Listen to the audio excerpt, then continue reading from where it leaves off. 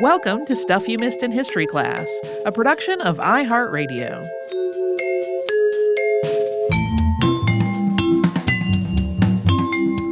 Hello and welcome to the podcast. I'm Tracy V. Wilson. And I'm Holly Fry. This is part 2 of our latest installment of Unearthed, talking about things that have been literally and figuratively unearthed in July, August, and September of 2024.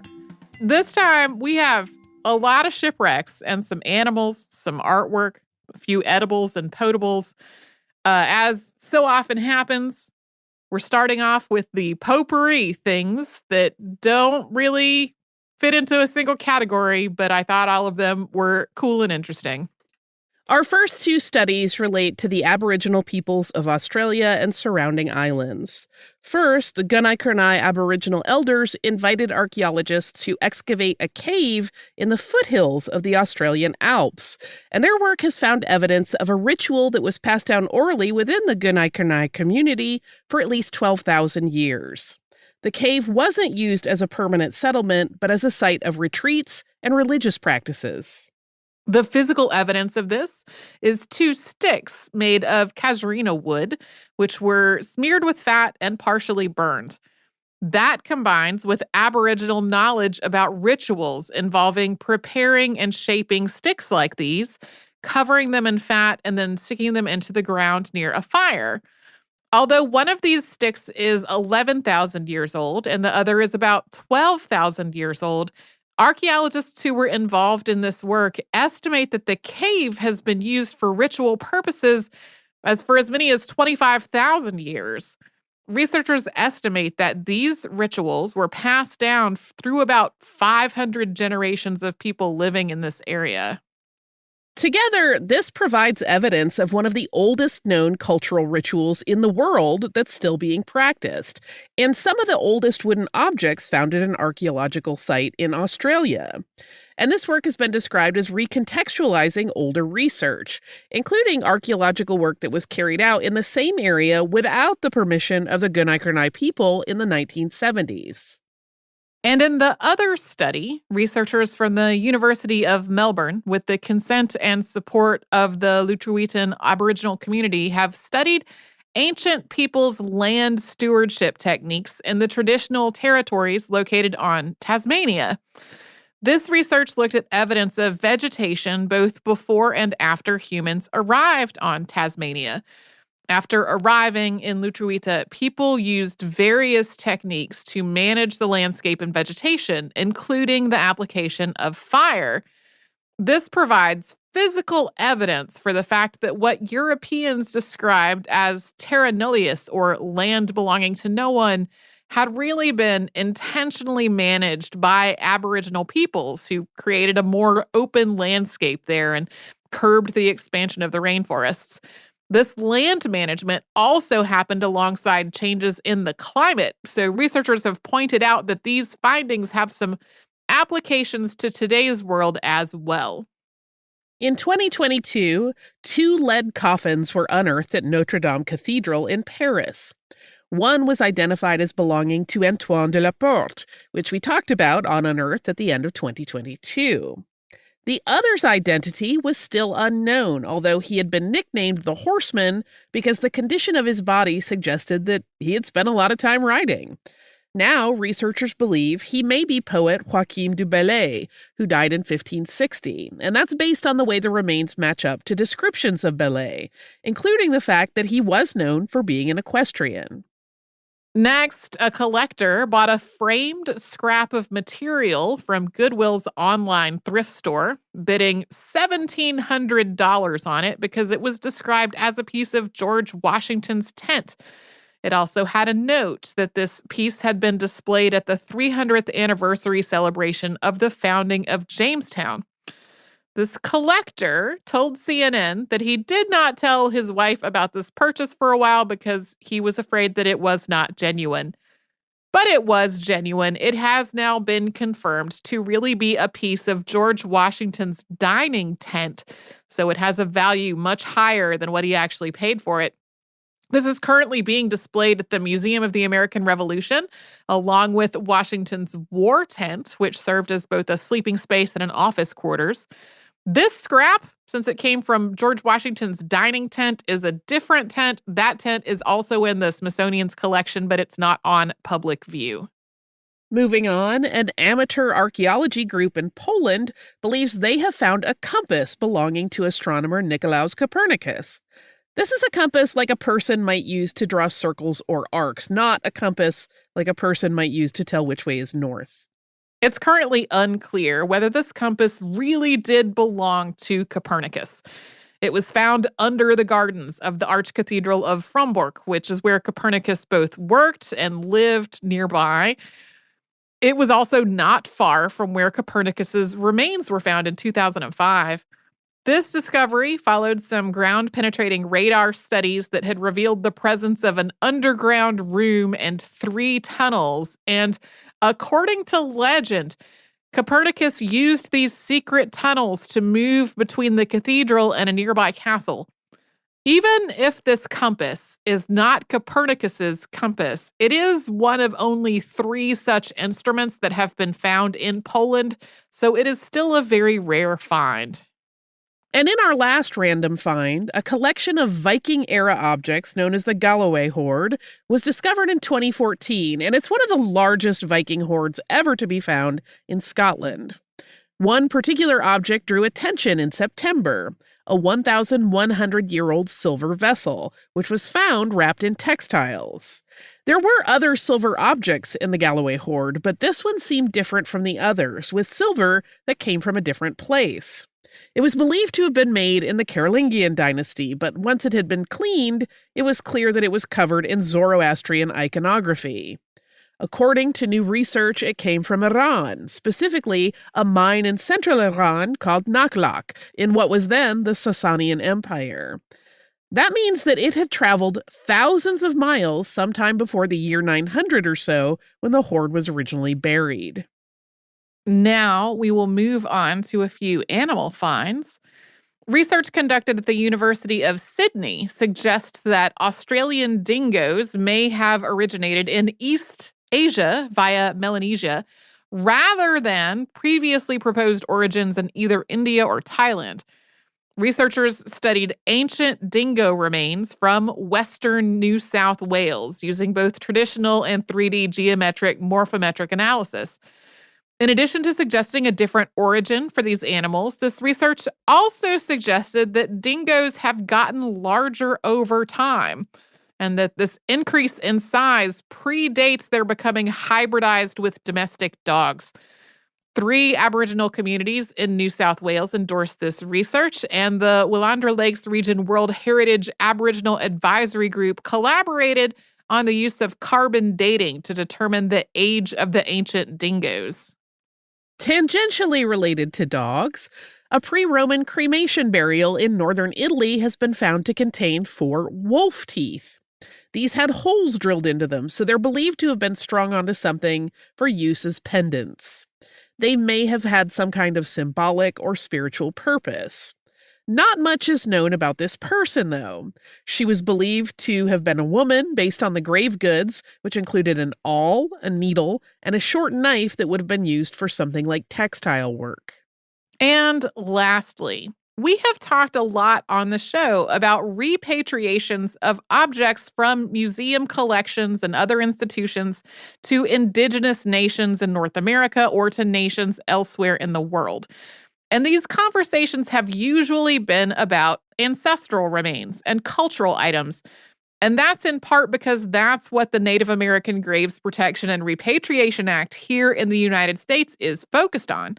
But a comment published in the journal Nature in June is focused on something else, which is dinosaur fossils. This piece is by Craig Howe and Lucas Rappel, entitled Why Museums Should Repatriate Fossils. It puts 19th century fossil hunting into the context of the ancestral homelands it took place on. Lucas Rappel is the author of Assembling the Dinosaur Fossil Hunters, Tycoons, and the Making of a Spectacle, which was published in 2019, and doesn't really explore how indigenous people approached fossils because at the time, Rappel did not think he could do that justice. Craig Howe is founder and director of the Center for American Indian Research and Native Studies and is a citizen of the Oglala Sioux tribe and also a citizen of the United States. This comment in Nature is a result of their collaboration as Rappel tried to fill the holes in his knowledge and collaborate with Indigenous people on the subject. This is publicly available on the Nature website, and I really think it is worth reading in full. A lot of the discussion of the field of paleontology, including on our show, has really been focused on European scientific perspectives without really considering how the indigenous people who live and lived on the same land as these fossils think and thought about them or interpreted them. This piece encourages earth scientists and earth science institutions to think about how their disciplines are connected to colonialism and to take on more interdisciplinary research that allows true collaboration with the indigenous peoples whose homes many of these fossils came from. In some places, these excavations literally dug up fossils out of land that was protected by treaties with these indigenous nations. So it is all spelled out in that publicly available article. And with that, we're going to take a sponsor break. And then when we come back, we're going to talk about so much art. A lot of art.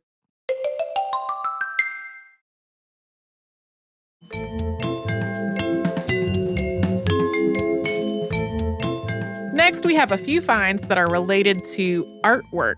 First, a marble statue of the Greek god Hermes has been found in the sewer in the ancient city of Heraclea Sintica in Bulgaria. This is a big statue. It measures 6.8 feet tall, and aside from a missing arm, it's pretty much intact, probably because it was hidden down in the sewer. Exactly how it came to be there isn't totally clear, but there's some speculation that this happened sometime after Christianity became the official religion of the Roman Empire, and pagan imagery was outlawed. After an earthquake in the year 388, the sewer became disused, and it's possible that after that point, somebody took this statue down there and hid it for safekeeping. The bronze Lion of Venice sculpture that sits atop one of the two large columns in Venice's Piazza San Marco is now believed to have come from China, based on lead isotope studies that show it's made from copper that came from the lower Yangtze River. Earlier research had suggested that it had come from somewhere in Anatolia, in what's now Turkey. It's believed that the statue was mounted atop the sculpture sometime in the 13th century, sometime before Marco Polo returned to Venice from his journeys in Asia. Next, a cave painting on Indonesia's Sulawesi Island has been determined to be 51,000 years old, making it now the oldest known narrative artwork made by humans. It is older than other oldest narrative artwork that we have talked about before. This is a reddish painting depicting three people around a wild pig. Its age was determined using some newly developed laser techniques, and this work also concluded that a previous holder of the oldest known narrative artwork title was actually 48,000 years old, not 44,000 as previously believed. To be clear, this is not the oldest artwork of any sort. It is just the oldest in terms of artwork that seems to be using pictures to tell some kind of story. We've also got a couple of figurine finds. First, some clay figurines that were made roughly 30,000 years ago seem to have been made by children in the area that is today part of the Czech Republic. These were possibly made by kids who were basically shaping it as though it were Play-Doh or modeling clay.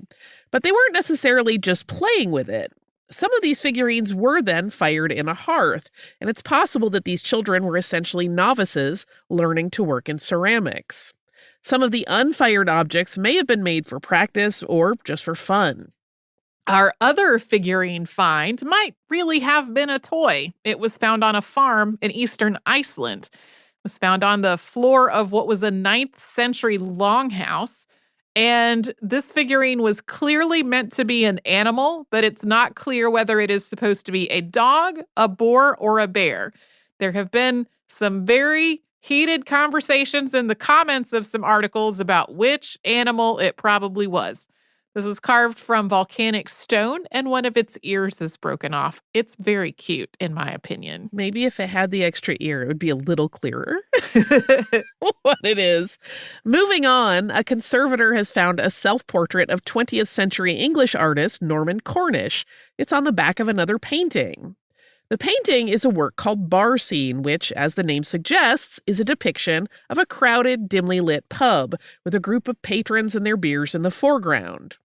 The brushwork and color layering give it an almost hazy appearance. A conservator found and removed a backboard, and then the self-portrait was underneath. The self-portrait has a similarly gritty visual tone, but it's oriented in the opposite way of the bar scene. This work is being exhibited at the Bowes Museum in Barnard Castle, County Durham, until January of 2025. And according to news reports, museum staff will be rotating the painting throughout the day so that people can see what's on each side of it, although because of the way things work, one of the sides will always be upside down. I love it. We have a couple of discoveries related to the colors used in paintings. One, today, Vincent van Gogh's irises look very blue, but X-ray fluorescent spectroscopy studies have confirmed that they were originally much more purple. This research was undertaken by conservators at the Getty Center in Los Angeles while the center was closed at the beginning of the COVID-19 pandemic. This study suggests that he made the paint for these irises by mixing reds and blues. One of the red pigments was geranium lake, which is an organic pigment that fades really quickly through exposure. There's been previous research into geranium lake and how it fades, and it was known to be one of the pigments that Vincent van Gogh and his contemporaries used in their work. This research is part of an exhibition called Ultraviolet, New Light on Van Gogh's Irises, which is ongoing at the center until January of 2025. And research published in the journal Heritage Science has pinpointed what was used to give Rembrandt's The Night Watch a golden glow, and that it was pigments containing arsenic sulfide. This was part of ongoing study carried out by Rijksmuseum in Amsterdam. Conservators had thought that an arsenic-containing mineral was involved in this golden pigmentation, but they had expected to find traces of something called orpiment, which Rembrandt was known to have used in later paintings. Instead, they found one called pararelgar, which is a naturally occurring arsenic sulfide. Conservators working at the National Gallery in London have found evidence of a number of alterations made to Peter Paul Rubens's The Judgment of Paris. Those alterations were made in the years after the artist's death. This work depicts a moment from Greek mythology in which Eris, the goddess of discord, has offered a golden apple to the fairest goddess, with Juno, Minerva, and Venus fighting over who should get it. The painting depicts the moment that Paris, who has been called on to determine the winner, offers the apple to Venus. Rubens died in 1640, and between 1676 and 1721, someone, possibly a French artist, toned down some of the eroticism in this artwork, although without actually obscuring the nude figures. This included removing a depiction of a cherub that was tugging on Minerva's shift and adjusting the clothing and positioning of both Paris and Mercury, who is standing behind Paris. This work also examined alterations that Rubens actually did make himself while he was still alive. Eventually, conservators decided to restore parts of the painting back to Rubens's own work, but they left some of the alterations there as sort of part of the history of the piece. An art historian who consults for Sotheby's was browsing social media and spotted a picture that had been posted from a reception in a room in Shire Hall in Warwick in July. And that conservator realized that a painting in the background of the photo was a missing portrait of King Henry VIII. Tapestry maker Ralph Sheldon commissioned this painting in the 1590s, and it originally hung in his home, but it later disappeared. Shire Hall is less than 15 miles from where Sheldon's home stood. Yeah, it went away from the record, but it did not go far. This painting was part of a set of 22, all of them in frames that were arched at the top because they were meant to be part of an architectural frieze. This portrait matches the composition of the other surviving paintings from the set that we know where they are. The frames are a match as well, and there are some other details that are just all a match. An assessor working for an auction house in London found 10 signed prints by Salvador Dali and 5 lithographs by Theo Tobias. They had been in the client's garage, basically forgotten about, for roughly 5 decades. These were scheduled to be auctioned off on September 30th, which is just the day before we record this, so we don't have an update on that sale. I do kind of wish my life were such that I could just forget that I had 10 signed Salvador Dali. Right? Not that I think that's great to just forget about, but I don't know. Similarly, an auction assessor discovered Portrait of a Girl, which is attributed to Rembrandt at an estate in Camden, Maine. This painting was tucked away in an attic, also apparently forgotten, along with various family heirlooms and other assorted works of art. There is a label on the back of this one noting that it was loaned to the Philadelphia Museum of Art in 1970. This painting has been put up for auction, and it sold to a European collector for $1.41 million. Archaeologists in Turkey have unearthed millefiori glass panels during excavations at the ancient Lycian city of Myra. This find is part of ongoing work at what was the site of the city's port, and while there have been discoveries of millefiori vessels, these are the first millefiori panels to be found in Turkey. These panels were part of the customs area, and archaeologists have also found glass rosettes that were probably made to complement them, suggesting that this was a very opulent and really impressive building. Currently, though, many of these panels are in very small pieces. One of the archaeologists working on the project said that dozens of people have been working to reassemble them like a giant puzzle, with only 20 or 30% of them close to 100% complete by early September. Next, a painting by past podcast subject Artemisia Gentileschi that has not been seen publicly since the 17th century is now on display at the Kemble Art Museum in Fort Worth, Texas. This painting is called Penitent Mary Magdalene, and it was probably commissioned by a duke who was serving as the Spanish ambassador in Rome. This painting remained in the Duke's home after his death. It was passed down through his family, but at some point it just kind of disappeared from the record before showing up at an auction in 2001. More than a decade ago, Matt Winter, at the time 11 years old, was looking for interesting finds at a local dump when he saw an interesting painting in someone's car. He asked if he could have it, got permission, took it home, and put it away with all of his other discoveries. Now, that painting is confirmed to be a print of Albrecht Dürer's woodcut engraving, Night, Death, and the Devil, which dates back to 1513 and is one of Dürer's 3 master engravings. There are other prints of this work, but there's a scratch visible in this one that means it was made from the original woodcut. This one sold at auction for more than £26,000. A lot of the headlines about this are like, painting found by 11-year-old discovered to be 16th century masterpiece. And it's like, yes, while that is technically correct, the 11-year-old is now a grown-up. They sort of seem like you're going to hear interviews with a small child, and it's not a small child anymore. In 2022, staff at Fairmont Chateau Laurier Hotel in Ottawa, Canada, realized their photo of Winston Churchill had been swapped for a copy. If you've seen a picture of Winston Churchill, you've probably seen this one. It's known as the Roaring Lion, and it features Churchill staring directly into the camera. The photographer, Yusuf Karsh, lived at the hotel with his wife for many years, and that's why they had the photo in their collection. According to Karsh's account, Churchill's extremely stern expression in this photograph is because he had given Karsh one shot to take the photo, but he would not put down his cigar. And the photo is from the moment just after Karsh physically took it out of his mouth. The photo has now been recovered.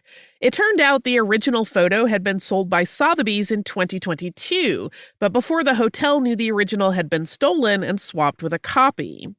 Charges have been filed against the person believed to have made the swap and sold the painting.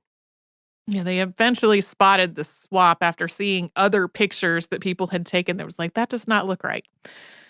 We will do another sponsor break, and then we will come back for a bunch of shipwrecks.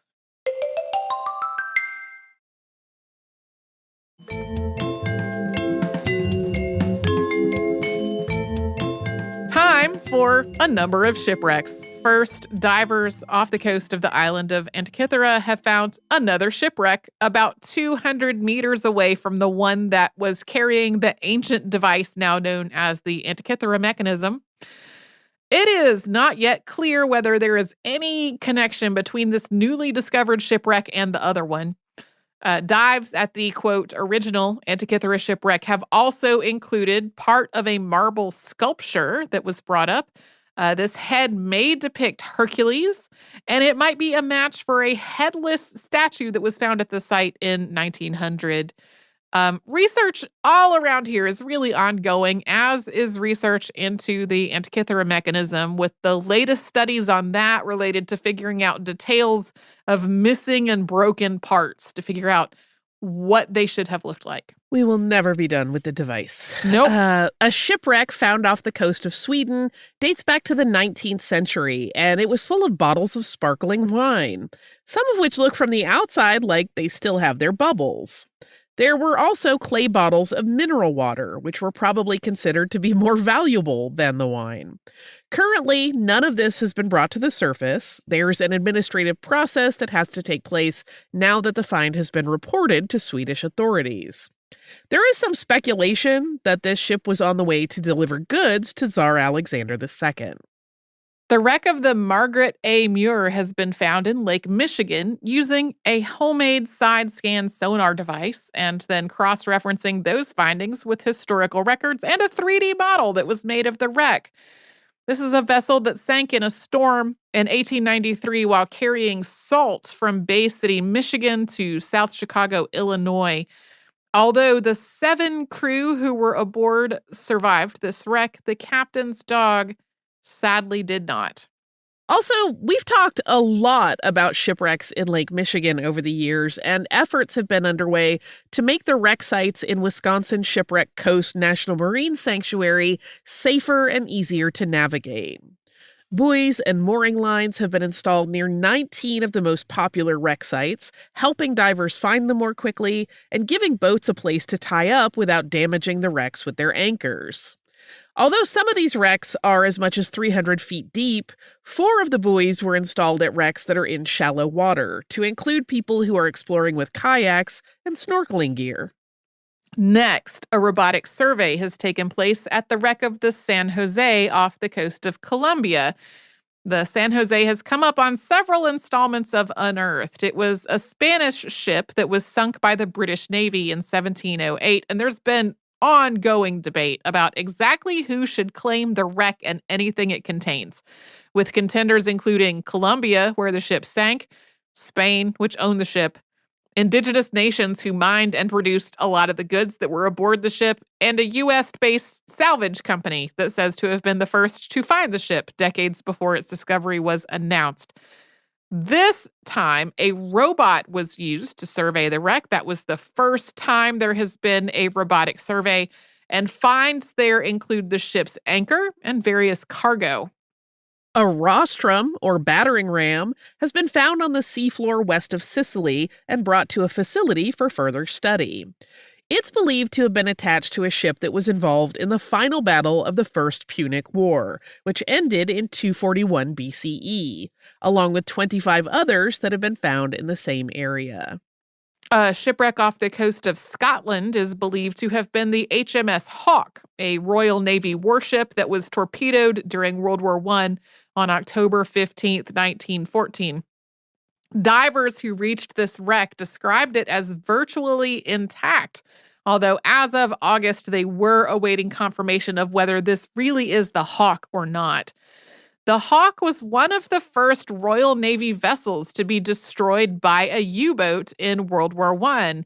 At that point, the use of submarines in warfare was still a pretty new innovation, and the British were still trying to figure out how to deal with it. 3 World War II shipwrecks have been found off the coast of the Aleutian Islands, which were involved in Japan's attempt to invade Alaska in 1942. 2 of the ships were Japanese freighters that were sunk by American bombers. The third was an American cable ship, the SS Delwood, which was involved in efforts to reinforce defenses around Alaska after that invasion had been repelled. And lastly, for the shipwrecks, Le Lyonnais was a French ship that was designed for both passenger and mail service. It made its first voyage from Le Havre to New York successfully in 1856. But then it sank off the coast of Massachusetts on its return voyage after colliding with another ship called the Adriatic in the fog. According to reports from the time, this wreck was caused by confusion over lights, as has been the case with multiple other shipwrecks we have talked about on the show. The Adriatic had accidentally extinguished one of its lights, and when that light was relit, the crew realized that Le Lyonnais was on a collision course with it. More than 100 passengers and crew died aboard Le Lyonnais, while the Adriatic was able to get to Gloucester, Massachusetts for repairs. Le Lyonnais did not stop after the collision, so some accounts describe this as a hit-and-run incident, although the crew of the Adriatic apparently thought the French ship was still seaworthy, and 3 days passed before it actually sank. The wreck of Le Lyonnais was discovered off the coast of Massachusetts after sonar scans, followed by dives to investigate possible wreckage. Much of this wreck has deteriorated at this point, so the identification came after trying to piece together clues from various parts of this wreckage, including a steam engine cylinder and rigging from the sails that it was also equipped with. And now let's move on to edibles and potables. Archaeologists from Washington University in St. Louis and the University of Pittsburgh have worked in collaboration with the National Museums of Kenya to find the earliest evidence of plant farming discovered in interior East Africa so far. This region has long been believed to be important to the early development of farming, but finding actual evidence of that has been difficult, in part because ancient plant remains often aren't preserved very well in the archaeobotanical record. This time, though, they found a variety of crop remains representing an array of plants that were introduced from different parts of Africa over a period of time. This included remnants of cowpea, which is the earliest known arrival of a domestic crop in the area. These likely arrived with Bantu-speaking peoples who migrated into the area from Central Africa. A giant slab of bog butter was found during excavation work at a farm in County Donegal in Ireland. This bog butter weighs somewhere between 22 kilograms and 25 kilograms, making it one of the biggest lumps of bog butter in Ireland. This was sent to the National Museum of Ireland, and there are hopes that after some study, it will eventually be returned and displayed at the Kilclooney Dolmen Center. We haven't talked about bog butter in a while, but it is a dairy product placed in the bog either to preserve it or possibly for ceremonial or religious reasons. Archaeologist Paula Harvey visited the site and was quoted as saying that she tried a sliver of it and that it tasted like unsalted butter. Paula doing what I would not. I still stand by my don't eat bog butter stance. I think we used to have that on a shirt and may still.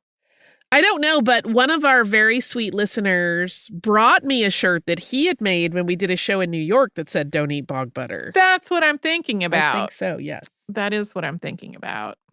Research published in the journal Antiquity suggests that kumara, or sweet potato, was present in Aotearoa, New Zealand, sometime between 1290 and 1385, which is about the same time as these islands were first settled. This is the first time evidence has been found of sweet potato cultivation in New Zealand prior to about the year 1400. And it also aligns with the earliest evidence of sweet potato cultivation elsewhere in Polynesia. It was already known that the sweet potato was an important food source throughout Polynesia, but it hasn't been as clear exactly how it spread through this part of the Pacific, and how much intentional human cultivation and management were involved. But it does suggest that sweet potato was introduced and grown in New Zealand soon after it was settled, challenging earlier assumptions that the first people to settle New Zealand mainly foraged and fished. And in other potato news, researchers in Utah have been studying the Four Corners potato, tracing where it was grown, cultivated, carried, and introduced. And their research suggests that these potatoes were basically carried in multiple directions and introduced in multiple places as it was being domesticated into a food crop. This potato is really high in protein, calcium, magnesium, and iron, and one tuber can be used to grow 600 more tubers over a period of about 4 months. So this was already known to be a nutrition staple and a valuable trade good. Some accounts describe this potato as a lost sister, joining the three sisters of maize, beans, and squash in indigenous food cultivation. And lastly, researchers have analyzed DNA from ancient cheese samples that were found on some of the Tarim Basin mummies in China, which date back to about 3,600 years. And they found evidence of bacteria and fungi that are often found in kefir today. Kefir, in case you didn't know, is a fermented dairy product, and kefir cultures contain multiple species of probiotic bacteria and yeast. Previously, it was believed that kefir originated in the northern Caucasus Mountains. But one of the lactobacillus strains that was found in this research has more in common with Tibetan strains of the bacterium. So it's possible that kefir had multiple origin points. This is also one of the oldest examples of cheese to be found, suggesting that kefir has a history going back more than 3,500 years. And before we close this installment of Unearthed, we have, for the first time in quite a while, a historically relevant exhumation. Between 1935 and 1938, 12 people were killed and dismembered in Cleveland, most of them in the same general area. They're believed to be the victims of one serial killer who has come to be known as the Cleveland Torso Killer. Many of these people were living on the fringes of society, and only 2 of their bodies were conclusively identified. Yeah, these killings have long been on my list for like a possible, maybe in October episode, and it just has not happened. In July, the local medical examiner's office started work to examine some of these unknown victims who were buried in unmarked graves in a potter's field. They hope to work with the DNA Doe Project, which is an organization that tries to confirm the identities of unknown persons. Gotta end with a little scary something at the end, right? It's Halloween season. It is Halloween season, and it's also been a really long time since we've had like a historically relevant exhumation to talk about. Do you have a little bit of listener mail? I do have a little bit of listener mail. So this is from Samantha. Samantha wrote, "Hi, Holly and Tracy. Just a funny note. In the Charlotte Cooper Sterry episode, you all mentioned another player named Lottie Dodd. For whatever reason, my brain kept hearing her name as Lottie Da, and it made me chuckle every time, but not too loudly as my 3-year-old was sleeping in the backseat. Anyway, not much else to add to this one, but thought you might get a kick out of that. Hope you're well, Samantha." Samantha, you're in good company. I also thought, as I was writing that trying to say the name Lottie Dodd was going to sound like we were saying Lottie Da. And then when we listened to each episode before we publish it. So when we were doing that like QA listen, I was like, sure does sound like we said Lottie Da. I was too busy thinking about Lot Dodd, the Nemoidian character from The Phantom Menace.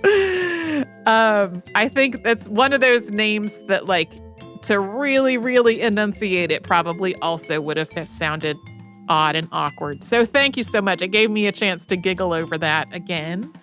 If you would like to write to us about this or any other podcast, we're at History Podcast, iHeartRadio.com. And you can subscribe to our show on the iHeartRadio app and wherever else you like to get your podcasts.